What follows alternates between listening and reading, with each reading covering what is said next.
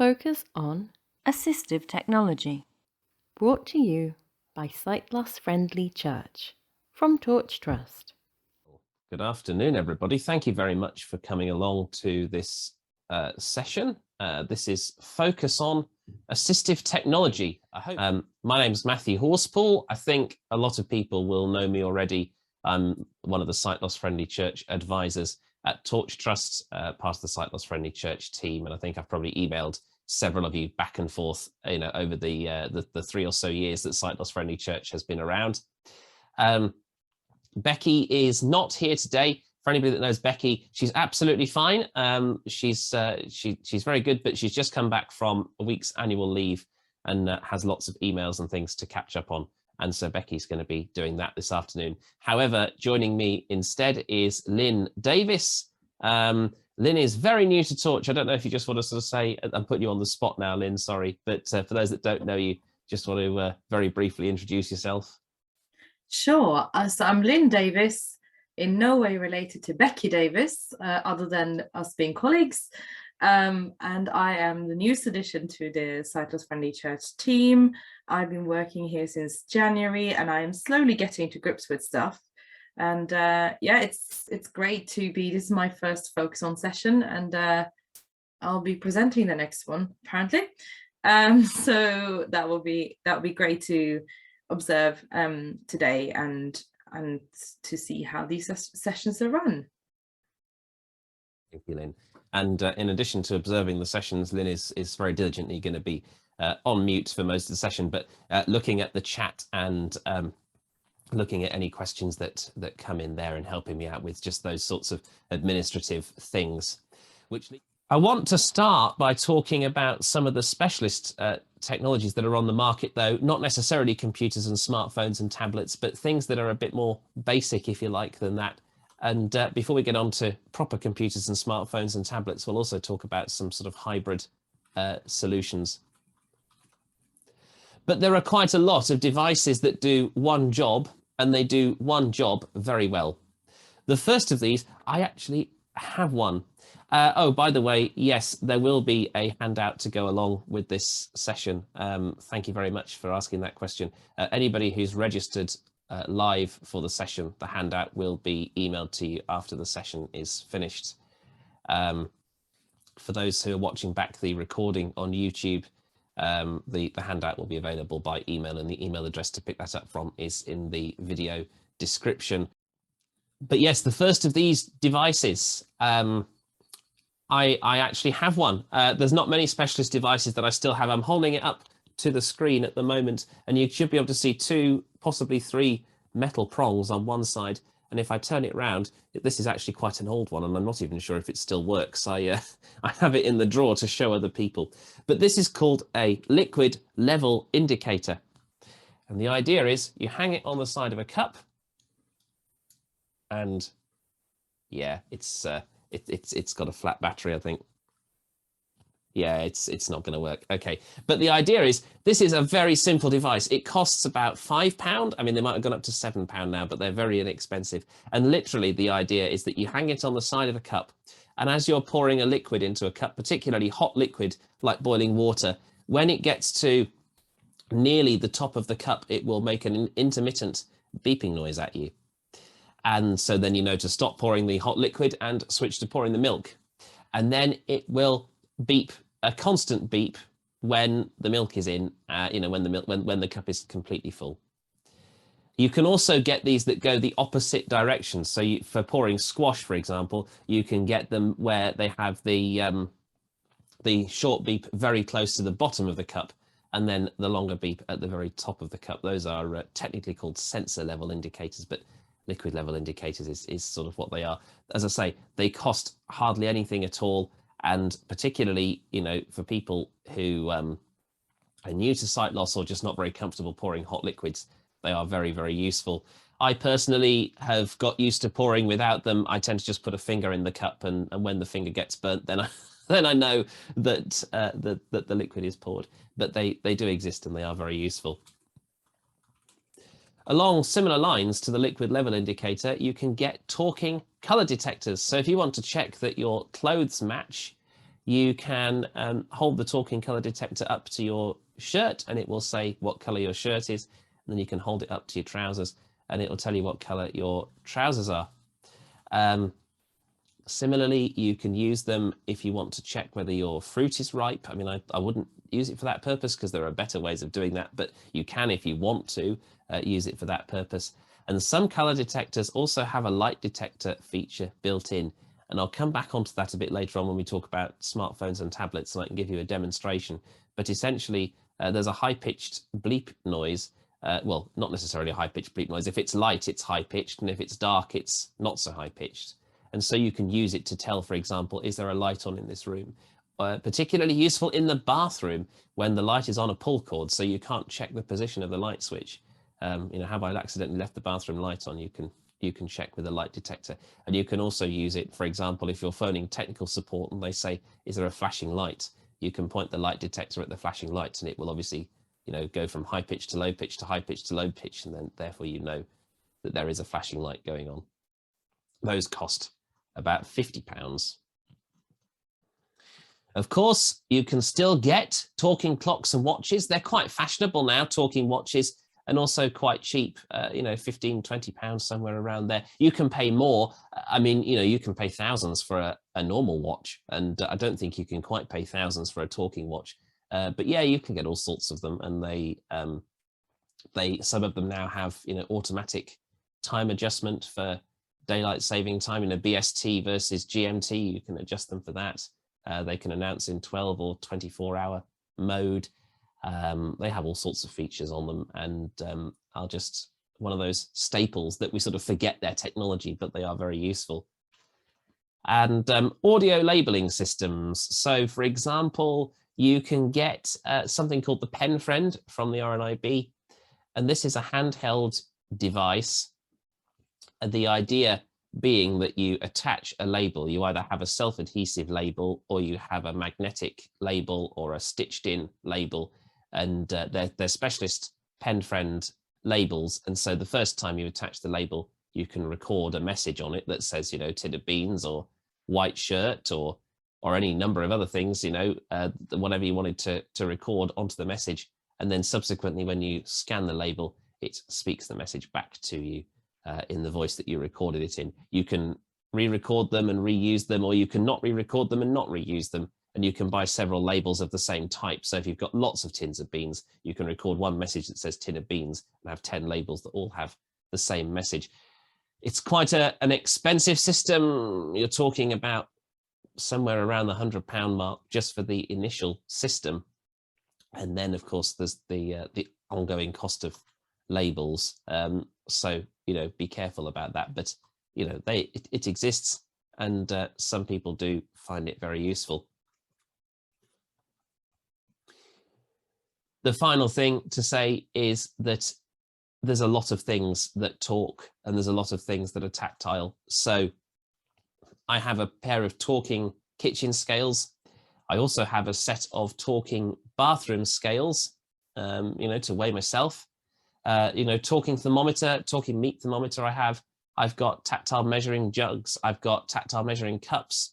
I've got measuring spoons that have got Braille labels on, so you know which one is the teaspoon one and which one is the tablespoon one.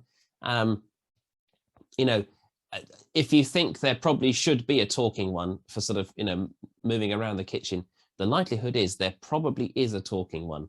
And you can either get them from, generally, RNIB is a good place to start for them. Or there's a wonderful little supplier out in Norfolk called Cobalt Systems Limited, COBOLT. And if you look at Cobalt's range of products, they are very good and relatively cheap. And I mean, you can even get things like talking microwaves from Cobalt if you want, that are not so relatively cheap, but I mean, they're very good. And the technical support from Cobalt is second to none. I have a Cobalt talking microwave and a part failed. And they asked if I felt comfortable replacing the part myself. It was only the little spinny disc that spins the turntable around. So I said I was, and they put the part in the post, and I think it cost £7 to get that replacement part. So their technical support is just second to none. So I really would recommend Cobalt if you're looking for just down-to-earth products like that. I'll talk a bit about talking books, not so much because talking books a specialist, but because there are some specialist things to know about when we talk about talking books. Notably, a lot of talking books from blindness libraries, so for example, from Torch and from RNIB, come in a special format called DAISY. DAISY is all in capitals, DAISY, and it stands for the Digital Accessible Information System. It used to be Digital Audio Accessible Audio Information System, but they changed it. And the beauty of DAISY books is that they can play, if you have a DAISY book on a CD, you can fit hours and hours and hours of content. I mean, 20 or 30 hours sometimes on a single DAISY CD, as opposed to the maybe hour and a half that you can fit on a domestic CD. So we distribute many things on DAISY CDs, so do RNIB. You can also get DAISY books over the internet through RNIB, and it's a very popular format for people who have sight loss. The other advantage is that they are very navigable. So for example, the Bible in DAISY, you could navigate by Old Testament and New Testament, you could navigate by book, you could navigate by chapter, or you could navigate by verse, whereas on a domestic CD, you'd only really be able to navigate by verse or maybe chapter, but you wouldn't be able to choose the granularity of the navigation. So, of course, if you have specialist DAISY CDs, then you need a specialist DAISY player, and they are not all that cheap. You're talking about £250 for a DAISY player, but you might be able to get one on loan through, for example, British Wireless for the Blind Fund, or your local social services, especially if a person is newly registered as having sight loss. Local social services department may be able to buy that person a DAISY player, so it's well worth asking those sorts of questions. And of course, you can buy secondhand ones. They vary in format. Some of them are big desktop, players with really high quality speakers that you might use in a living room. Some of them are Walkman style. So for example, the Victor Reader Stream or the Plextalk Pocket, are very pocket-sized devices that you'd wear headphones with. And you can put DAISY books onto USB memory sticks or onto SD cards for the portable devices like that. The other format that we use at Torch is MP3 files on memory sticks. So USB memory sticks, but not in DAISY format, just in standard MP3 format. The machines that can play these types of sticks are very cheap. I mean, £50 maybe, so you can get some for 30. The navigation is obviously not quite as good, but it's a very good system that's used by, for example, local talking newspapers. And I say we use it at Torch for magazines and things like that. Now, if you're a church and you have a blind or partially sighted person who is housebound and can't access the internet and wants access to recordings of services or sermons or anything like that, or even if you want to read some of your church literature, you could record yourself reading it on a smartphone, for example, copy the MP3 file to a USB stick. And if they have access to a USB stick player, they should be able to access that content. And if you include a postage label, so a lot of the Torch, for example, send them out in postage wallets with a little slot at the bottom with an address label in, and it has the client's address on one side and the return address on the other. So the client, when the client's finished listening, the memory stick goes back in the pouch, the address label gets turned over so that the Torch address is showing, and then it goes back in the post box. As a church, you could do something like this. If you don't want to pick the sticks up and drop them off, you could include a pre-addressed envelope inside the original envelope, or you could include a label that you attach to the outside of the original envelope, and then it goes back in the post. And all of this, of course, can be done free via the Articles for the Blind scheme. Before I stop for questions, I just also want to touch on navigation aids, because there are two types, actually. The one that everybody thinks about is GPS, or Global Positioning System. GPS is the same technology that's used in sat-navs. So essentially what we're talking about here is specially adapted sat-navs, that instead of they giving you driving directions, they give you walking directions.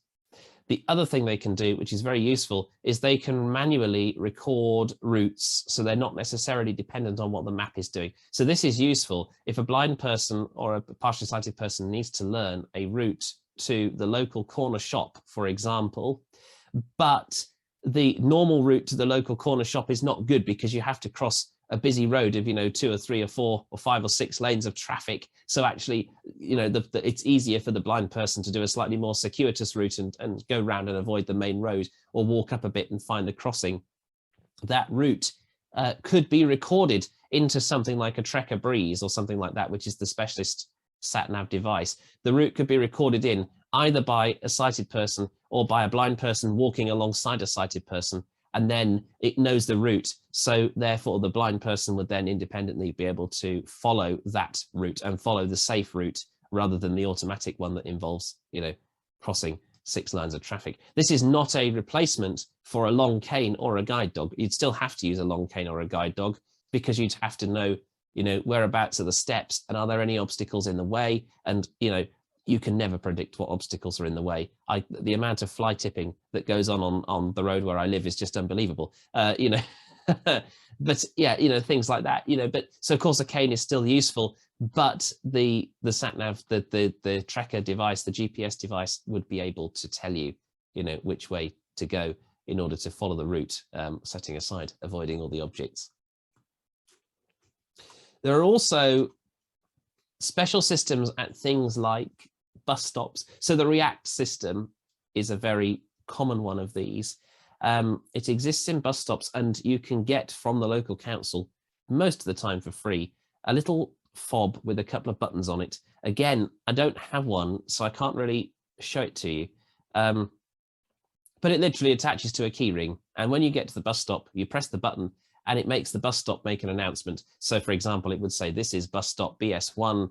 The next bus is the 13 in 5 minutes, terminating at Nunt's Lane, and therefore you know what bus is coming. Or it would say the next stop is the 16, terminating wherever. The bus after that is the 13, terminating at what have you. So there is specialist technology out there that's been deployed. I say React is the most common. I think there might be other technologies, but it's definitely worth contacting your adult social services department and seeing whether they have a system like this and whether they'd be able to support a person with sight loss using it, as I say, by supplying a fob or something similar, and usually they are free. So that's a whistle-stop tour. I'm sorry, that's just quite a lot of talking, but that's a whistle-stop tour of specialist blindness products before we really get into the meat of the session, which is about sort of computers and smartphones and tablets. I don't know, Lynn, first of all, whether we've had any questions, or secondly, whether you have any thoughts on any of that. There are no questions I can see at the moment in the chat. And thoughts of these, yeah, I have used a lot of these, even though I don't have a lot of these at the moment, because as you will probably talk about in a bit, things have migrated very much to smartphones and computers. But yeah, the fob one, I was just sitting here thinking, I have one. I just wish I had known. I would have tried and dig it out. But they are very useful. A lot of these are very useful. One thing I have to mention about the color detector is that the color that it mentioned isn't accurate. So let's say you have two tops that are exactly the same, and one is white, or one is, let's say one is off-white, just to make it a little bit more tricky, and one is sort of like a purpley type thing.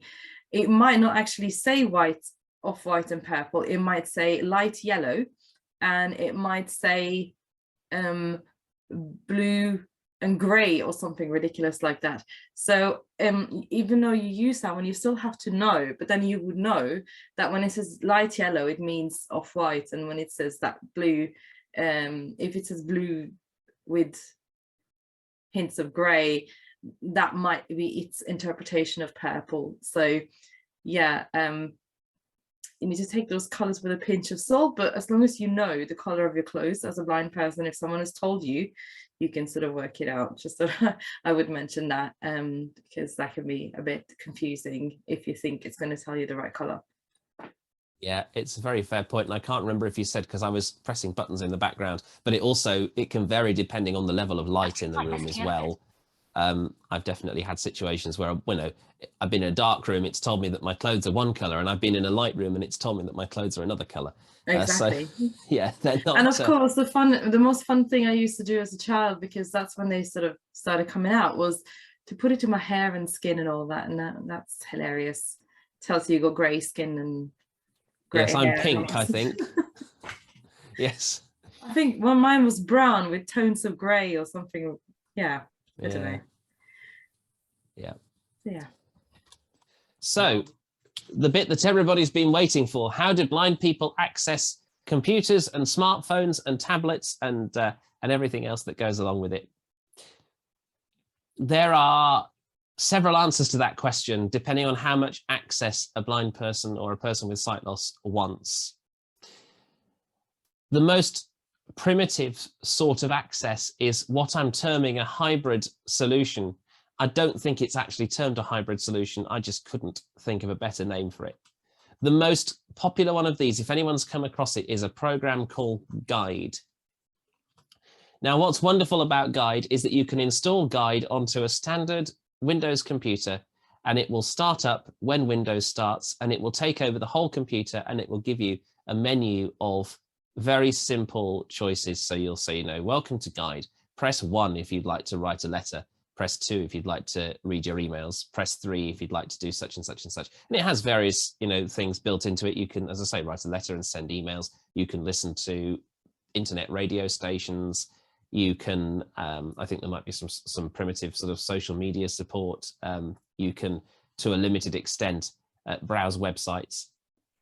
The point, though, of this sort of setup is really for people who don't have the cognitive ability to be able to use a computer, normally, if you like. This is a very stripped down, very basic solution, which for the right person gives them a lot of power that they wouldn't otherwise have. But it's very restrictive. If you have someone who has access to a system that's running Guide and that's all they have access to, it can only do what Guide wants them to do. And if Guide wants them to do something, it needs to be able to interface, the other product needs to give them access to it. So for example, we would really love it if Guide users could join Zoom meetings, but in order for that to happen, Guide and Zoom have got to work together. And to date, they haven't worked together. So, getting a Guide user to join a Zoom meeting it's not going to happen.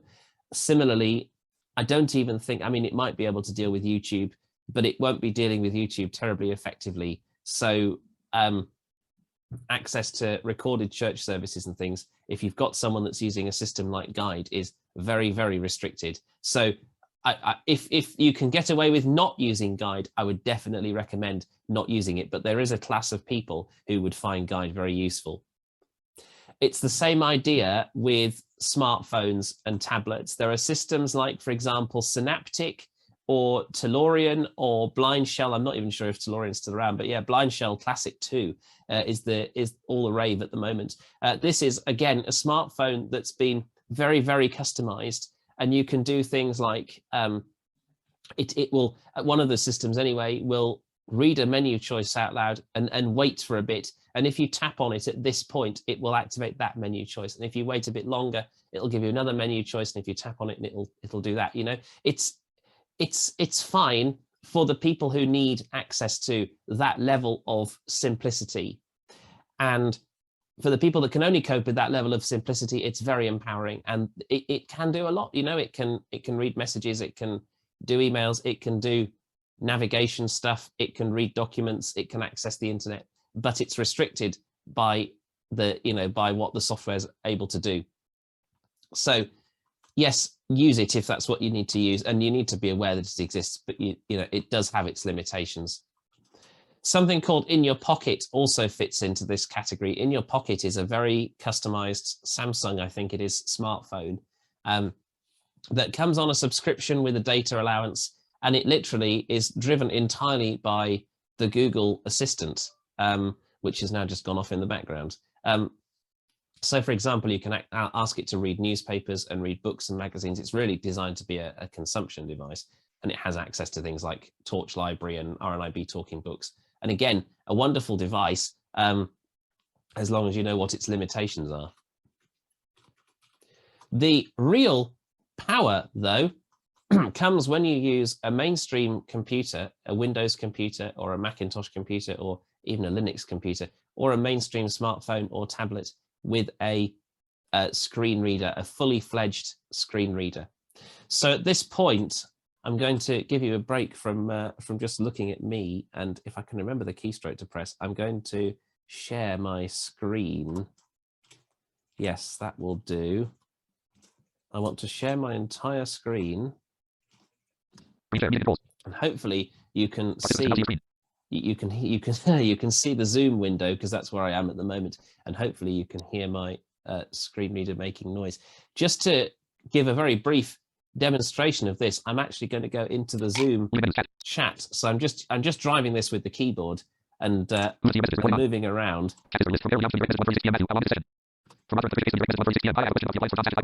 And now I can just arrow up and down through the chat. Now this is talking at an enormously fast speed. I'll slow it down. Now you've heard, how fast I deal with it. Let's see.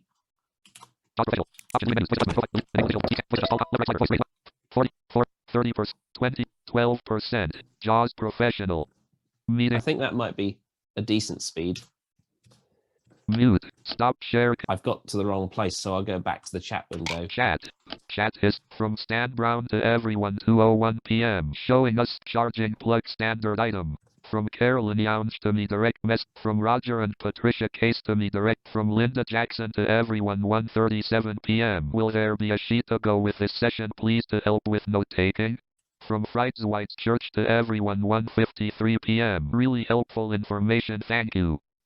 So as you can hear, this is reading the screen, but it's reading the screen in a very systematic way. It's not reading everything on the screen, because if it read everything on the screen, we'd be here all day.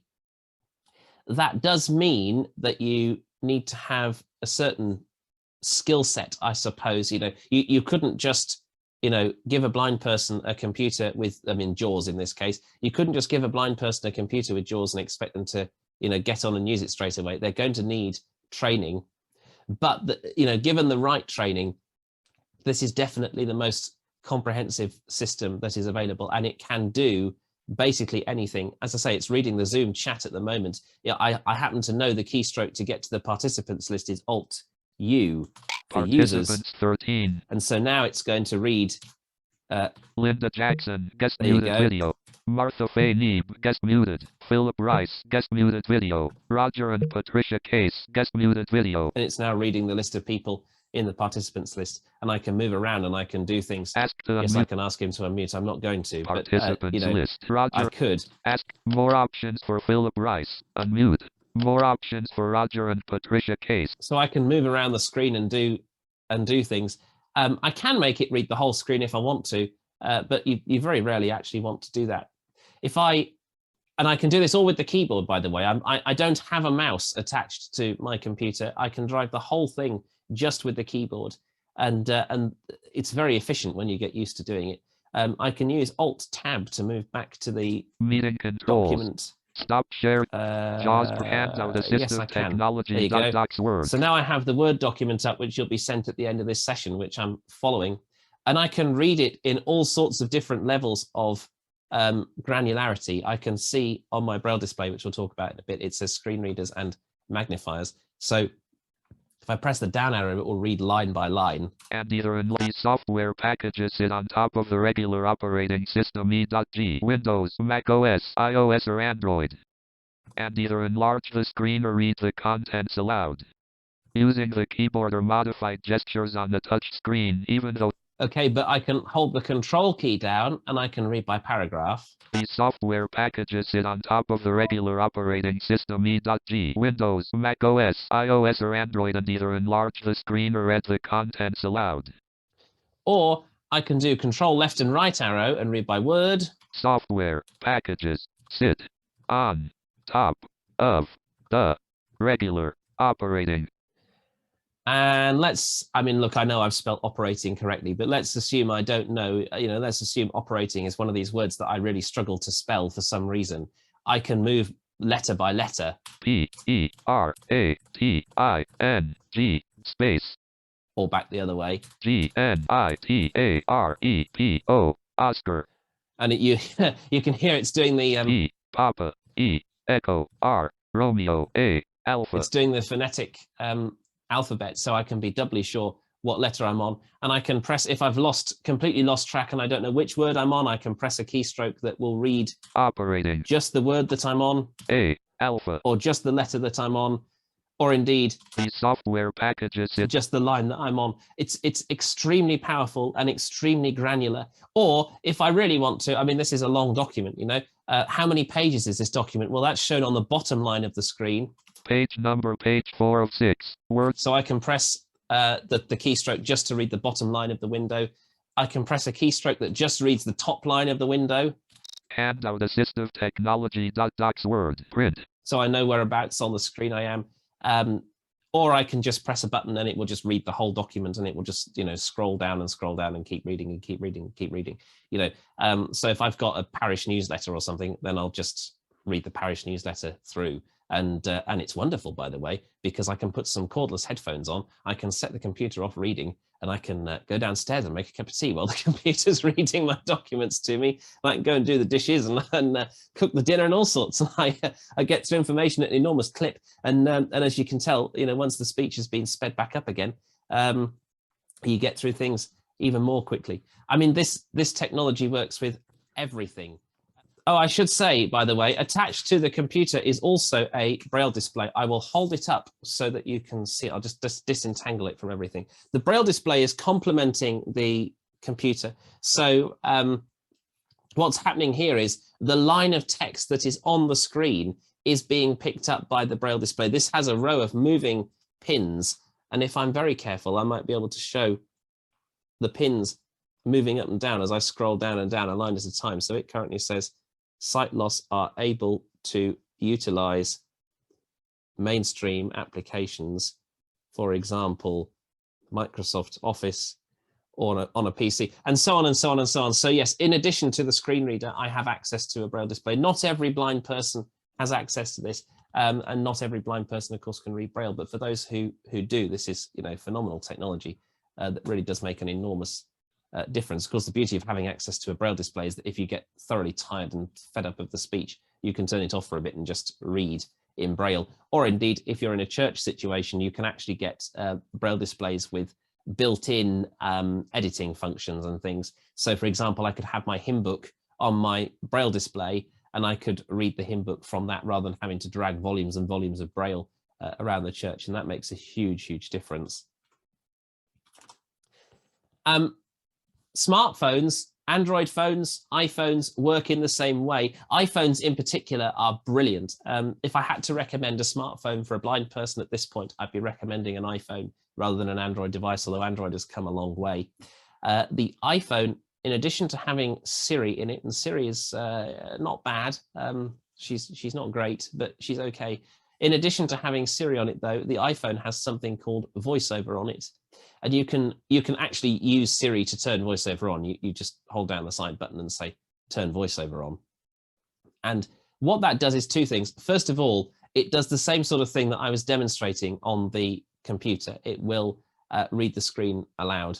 Secondly, it will adjust how the touch screen operates. So for example, whereas normally when you tap on something, it just automatically launches it. Obviously, that's no use for a blind person who doesn't know what they've tapped on. So it will, the first time you tap on something, it will actually announce what it is that you've tapped on, and that is all that it will do. The second time you tap on it, so when you do a double tap, it will then open the item that you've tapped on, and so it adjusts the behavior to make that a bit more easy for a blind person to use. But you see, this revolutionizes everything, because you now have access to a mainstream smartphone like an iPhone, which has access to the full breadth and depth and height of the App Store. So if there's an app on the App Store that you think actually is a good idea, whether you're a blind person or not, the likelihood is VoiceOver is going to work with it. So of course it works with, you know, the web browser and, you know, Facebook and Twitter. It works with, you know, podcasting applications. There are, of course, lots of specialist apps for blind people, but it also works with mainstream apps. So I have a smart heating system called Tardo.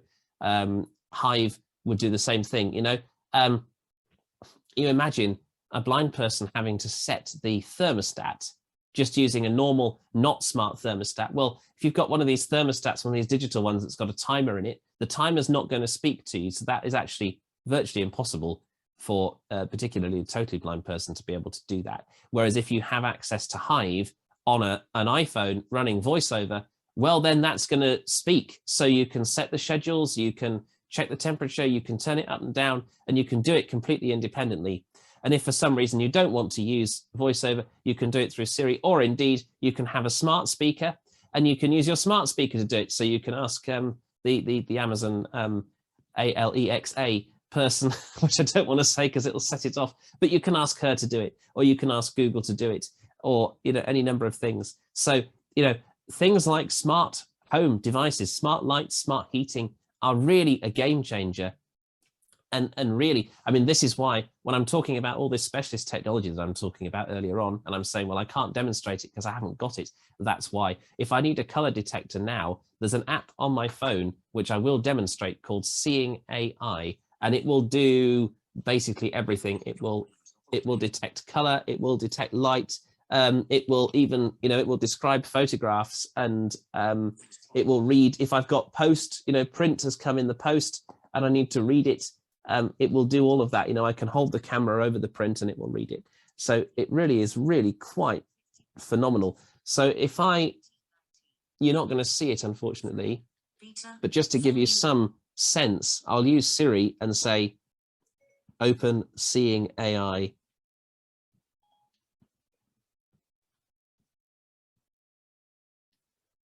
And it's not going to work. Yes, it is going to work. Fantastic. Recognizing English channel, short text. And actually, it just it's now looking at short text. So it actually looked at Brilliant on my Braille display and read that back. But I can swipe up to, I'll show the light detector skill because it's the most obvious one to show. Just done it. Can you hear it now? Yes. Yes. So that's it pointing towards the light, which actually is a duller tone than I was expecting. But if I turn the light off,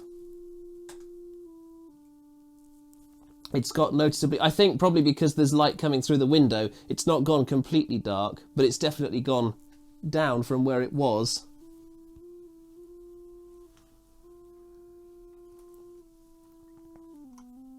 If I point it, so now it's sort of pointing the other way, sort of pointing, it's sort of virtually on top of the Braille display, actually. No. I wonder how the colour detector would work on that. Will it tell me whether the... Adjustable handwriting, colour, white. Yeah, it will. The Braille display... Grey and white. Grey. So that's the desk. It's telling me my desk is grey. Grey. It's telling me my... Pink. Yes, I'm wearing a pink top, Grey. apparently. I don't think I am. And Pink. White. I'm wearing white jeans. Well, Grey. I'm just... Oh, there you go. It's caught up now. White. No, maybe not. Grey. So yeah, it's still... Brown. It's still under development. WhatsApp. But just the sheer amount of things you can do with this sort of technology is just phenomenal. I'm using Google Maps quite a lot and Apple Maps to navigate around environments alongside things like soundscapes. I'm using the Audible app to listen to audiobooks. I'm using the Kindle app to read ebooks, and everything just possible through a smartphone and a tablet. I'm wondering whether to stop and take questions at this point. That's an interesting question that's just come in from Jill. In what ways are Android phones not as good as iPhones? Is VoiceOver used on Android too? So Android has a system called TalkBack, which is very similar to VoiceOver. And to be honest, it's got better and better and better. It's fair to say, actually. The problem with Android phones as opposed to iPhones is that the iPhone ecosystem is very closed. So Apple can control what happens on every iPhone, and therefore VoiceOver is going to work whether you have an iPhone SE or an iPhone XS or an iPhone 13 or an iPhone 4 or an iPhone 6 or whatever it happens to be. They're all Apple products running Apple software, and therefore the screen reader is going to work.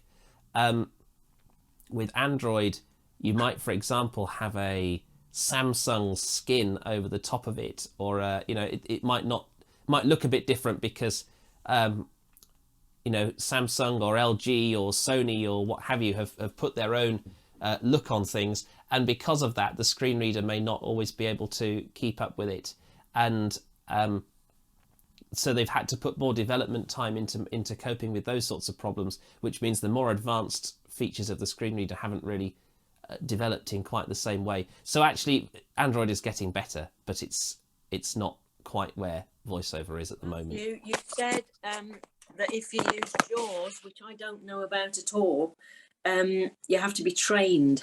Who trains you? That's a very good question, isn't it? And I should probably step back slightly and talk about JAWS. So there's in Windows, there's a first-party screen reader that comes with Windows called Narrator.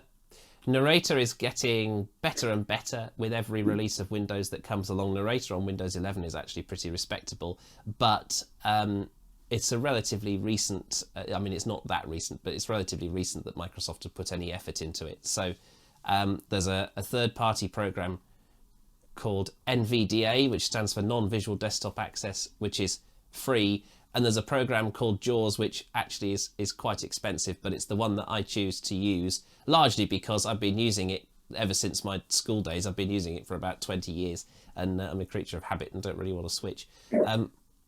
So there are various options. As for where the training comes from, that is difficult because it depends on what the circumstances of the person with sight loss are.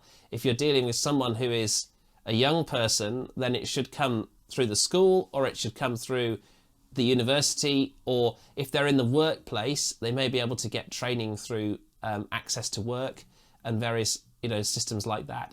If none of those apply, then it will come from the local resource centre for the blind or equivalent. So there's a website called the Sightline Directory, which is I think it's just sightlinedirectory.org.uk. If you type your postcode into there, it will give you a list of organisations for the blind, and it would be worth giving them a call because they will know either that they can provide technology training for themselves, or they would know who in the local area can do it, and they might also be able to refer on to, for example, training books and training manuals.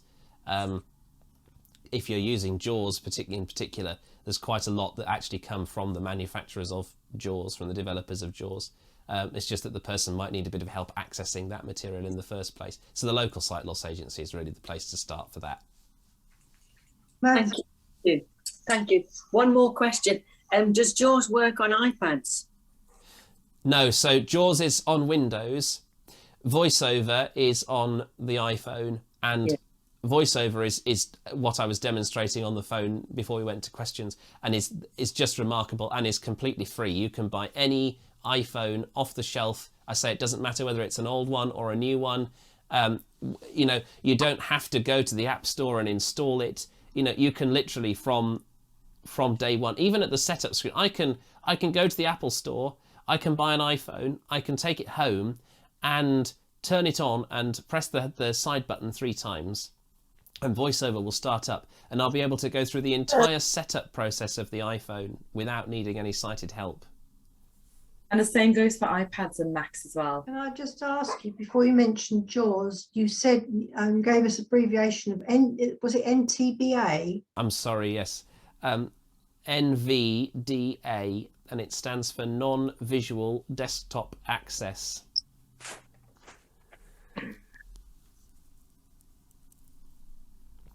Thank you.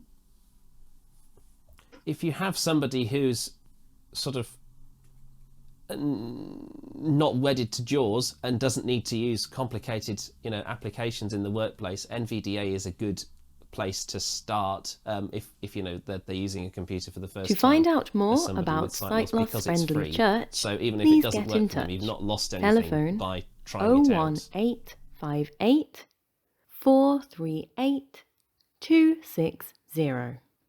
Email SLFC@torchtrust.org, or visit our website sightlossfriendlychurch.org.uk. Sight Loss Friendly Church from Torch Trust.